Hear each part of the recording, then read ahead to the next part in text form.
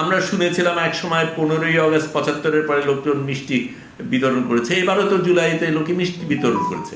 আমাদের সেরকম একটা আবেগ ছিল, আশা ছিল, স্বপ্ন ছিল। এটা ঠিক অভ্যন্তরীণ সরকার তার সব কিছু পারেনি, ব্যর্থতা কিছু জায়গায় হয়েছে, আবার খুব ভালো জিনিসও কয়েকটা হয়েছে।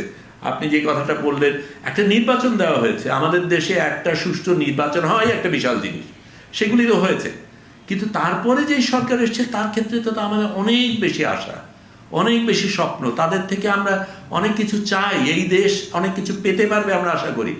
তারা যদি শুরুর থেকে এই রকমের ইঙ্গিত দেয় তাহলে তো এই হতাশাটা চরম পর্যায়ে চলে আসে, এবং আমি সেই হতাশায় থাকতে চাই না, তাদের প্রতি আমি অনাস্থা রাখতে চাই না, কিন্তু তাদের আমি মনে করিয়ে দিতে চাই আমরা কিন্তু দেখছি, আমরা তাকিয়ে আছি, আমরা দেখছি, তোমরা ভালো করলে আমরা তোমাদের সম্পূর্ণভাবে সমর্থন করব, কিন্তু তাই বলে তোমরা যা করবে সেটা আমরা হজম করে যাব সেটা হবে না।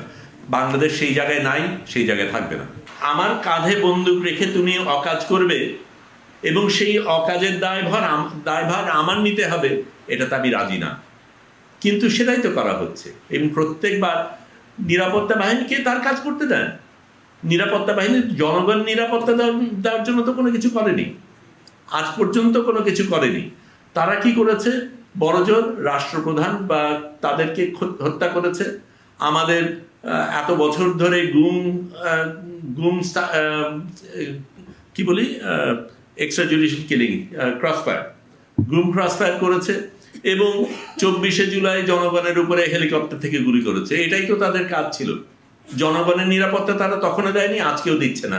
যাতে তারা নিরাপত্তা আমাদের দেয় সেই ব্যবস্থাই করা দরকার। তার নিরাপত্তার জন্য সরকার আনুগত্য থাকবে, এটার কোনো যুক্তি আমি দেখি না।